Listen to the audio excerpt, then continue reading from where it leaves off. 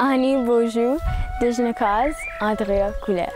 Nanguz, Nindigo, Oje Wimang. Wabashe, Nindodam. Dunjaba Degani, Anishinaabe, Nivesine. Bonjour, je me nomme Andrea Goulet et mon nom spirituel, c'est Petite Étoile. Je fais partie du clan de la Marthe et je vis à la Première Nation Nipissing. Je suis une fière Ojibwe, une Anishinaabe. Et voici une partie de l'histoire de mon peuple.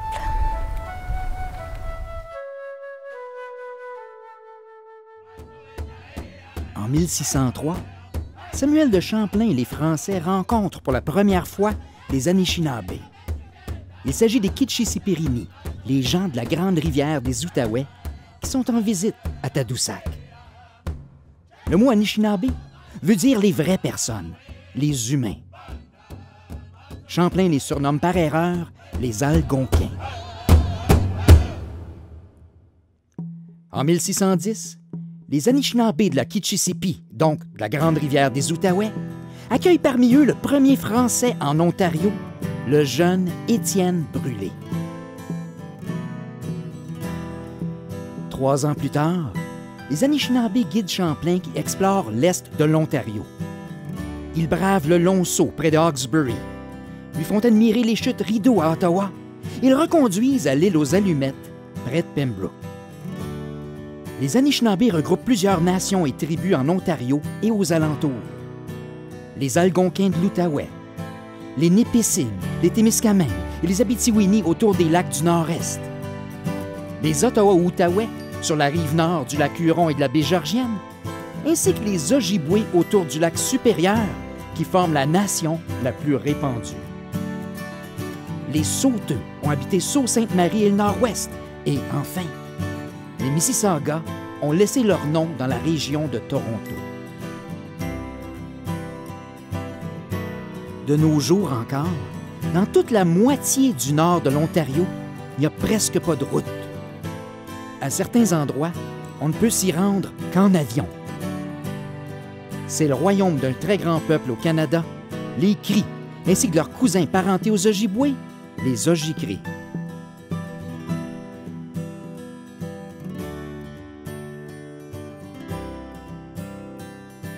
Plusieurs images de ces vidéos proviennent des 7 émissions Le Nouveau Monde de Champlain, une web-série de l'Écho d'un peuple pour découvrir les pionniers français et les Autochtones en Ontario. En 1615, Samuel de Champlain revient en Ontario. Il arrive chez les Nipissing, qu'on aperçoit. Ces Anishinaabe vivent de façon bien semblable aux Cris. Les Anishinaabe et les Cris sont de la grande famille des Algonquiens. Ils partagent la même langue. Comme d'autres Premières Nations, ils habitent le territoire de l'Ontario depuis 10 000 années. Les Anishinaabe et les Cris étaient nomades. Ils déplaçaient leur campement pour pêcher les poissons, pour cueillir des petits fruits ou pour chasser les animaux. Au milieu des années 1800, le gouvernement du Canada va créer des réserves pour essayer de contrôler les déplacements de ces peuples et pour posséder leur territoire. Mais ça, c'est une autre histoire. Revenons à notre grande rencontre, voilà 400 ans. Tout comme les Cris, les Anishinaabe vivent en petits clans de quelques dizaines de personnes, dirigés par le père de famille aîné. Depuis des milliers d'années, ces peuples se déplacent au rythme des saisons, en harmonie avec les cadeaux de Mère la Terre, selon le cycle de la roue de médecine. Ils pêchent le poisson au harpon et au filet avant de le faire sécher. Toute la famille cueille ensemble des petits fruits sauvages, comme le bleuet. Certains fruits sont consacrés aux 13 lunes, tels les fraises en juin, les framboises en juillet et les mûres au mois d'août. Les chasseurs et trappeurs aînés enseignent aux plus jeunes de grandes valeurs, comme le respect de la nature. Chez tous les Autochtones, on donne une deuxième vie à toutes les parties de l'animal qu'on a chassé pour honorer son sacrifice.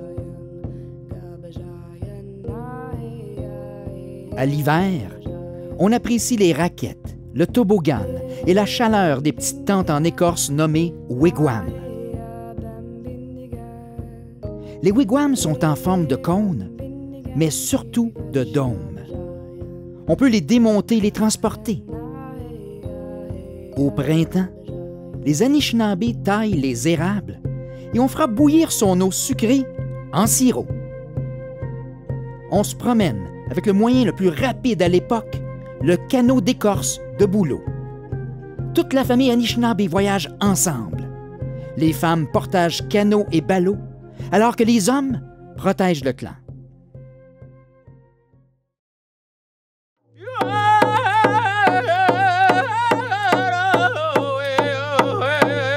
Les Anishinaabe ont toujours été très accueillants avec les Français. Ils les ont guidés et ont partagé leurs bagages, leur ont montré leur territoire et les richesses du pays. Ils les ont guéris et souvent même sauvés au risque de leur vie. Les familles les ont accueillis dans leur wigwam. Les Anishinaabe allaient même chasser pour les Français, ce qui a impressionné Champlain qui, lui, aimait bien les dessiner.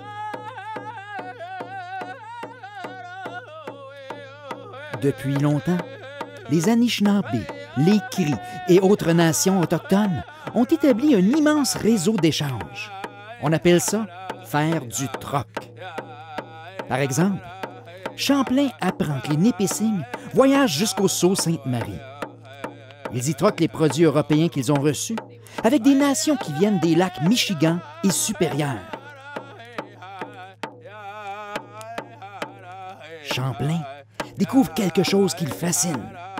Les Nipissing voyagent par la rivière aux Esturgeons, près de Sturgeon Falls, pour se rendre jusqu'à la mer du Nord, la baie d'Hudson. La mer du Nord, c'est le royaume des ancêtres des Cris de l'Orignal et des Cris de la baie James. Nicolas de Vigneault, un éclaireur de Champlain, a raconté avoir voyagé jusqu'à ces peuples en 1612. 2 générations plus tard, les Cris de la mer du Nord accueilleront les coureurs des bois français Radisson et des Groseilliers pour faire la traite des fourrures. Des postes de traite pousseront partout dans le nord de l'Ontario. Les Cris ont ainsi aidé à bâtir la plus vieille entreprise du Canada, la Compagnie de la baie d'Hudson. Depuis des temps immémoriaux, Cris Anishinaabe, telle cette jeune Témiscamingue, ont toujours vécu en harmonie avec Mère la Terre.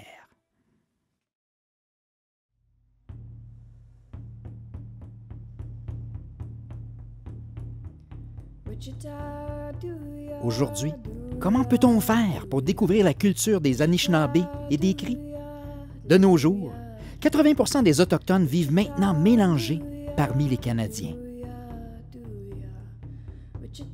Qu'on vienne d'ici ou d'ailleurs, autochtone ou non, tout le monde est bienvenu au Centre de l'amitié autochtone. Ces centres offrent des activités pour partager les traditions des Premières Nations, des Métis et des Inuits. C'est le cas du centre Wabano à Ottawa, où on peut chanter avec les Ottawa River Singers, les chanteurs de la Kitchissippi.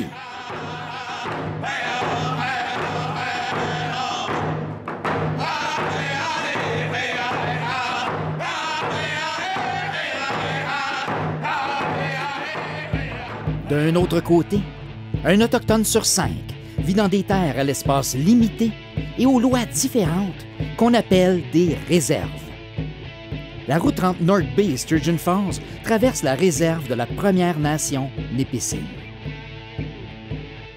Dans cette réserve, de fiers aînés, tels Virginia Goulet, perpétuent la tradition orale. Virginia a le devoir de raconter des légendes anciennes sans en changer un seul mot.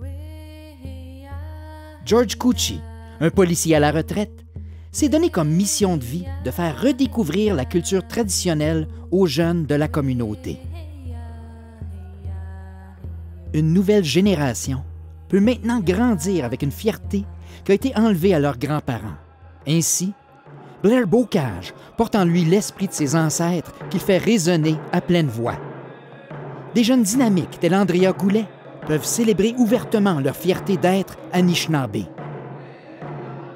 On peut enfin partager plein de traditions sans se cacher, comme nous le démontre la talentueuse Zoé McLeod.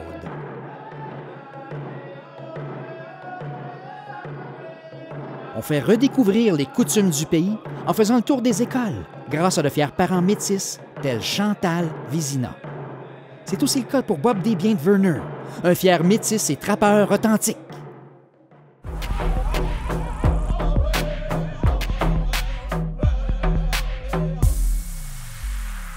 Les réserves des Anishinaabe ne sont pas toujours collées sur des villes.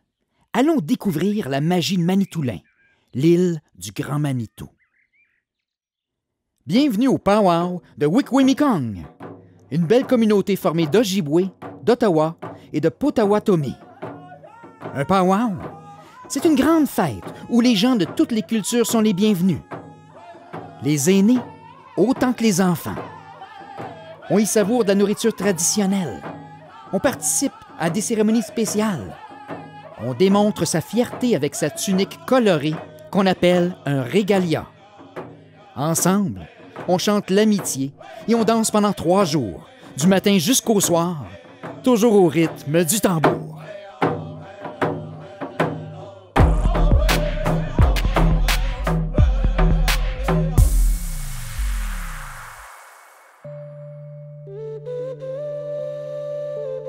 Martine Laberge de Hearst nous fait découvrir des peuples isolés, les Cris, les Ojibwés et certains Ojibwés.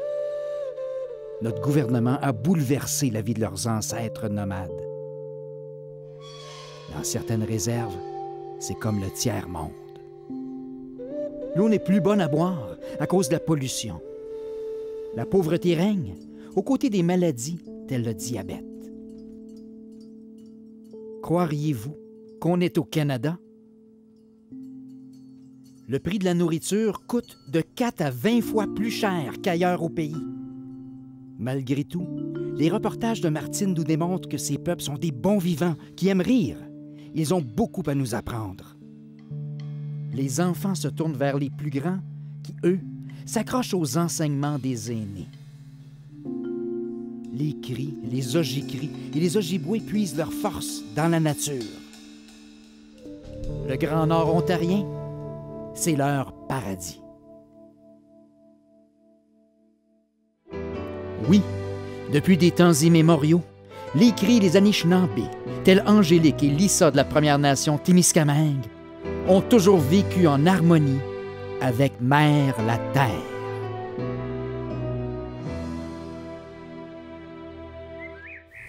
Je suis fière d'être Anishinaabe parce que ça me donne une appartenance dans un monde de différentes cultures. Puis ça me fait être moi-même. Ça me donne le courage de m'exprimer puis de juste être différent. Que j'aime de ma culture, c'est l'idée d'être comme une grosse famille. Tout ce que j'apprends de ma culture, comme le beadwork, les regalia, toutes les différentes danses, toutes les cérémonies spirituelles qui sont comme importantes. Puis ça m'aide dans la vie parce que ça me fait comme ce filet spécial. Puis là, t'apprends bien des connaissances des elders, des plus vieux. Une des activités que j'aime le plus, c'est la danse. So, j'aime participer au powwow. Moi, la danse que j'aime le plus faire, c'est le fancy shawl. Tu danses comme si tu étais un papillon. Puis ça me fait vraiment sourire parce que ça serait le fun d'être un papillon. Puis mon objet préféré pour représenter mon peuple, c'est le tambour. So, pour moi, le tambour, ça réunit le monde. Pour les Anishinaabe, le tambour représente le battement du cœur. C'est le même son que tu as entendu pour 9 mois dans le ventre de ta mère. Que tu viennes d'ici ou d'ailleurs, toi aussi, tu as des ancêtres autochtones. Parle-en avec tes parents, parle-en avec tes grands-parents. Chimigwech, merci beaucoup. Salut!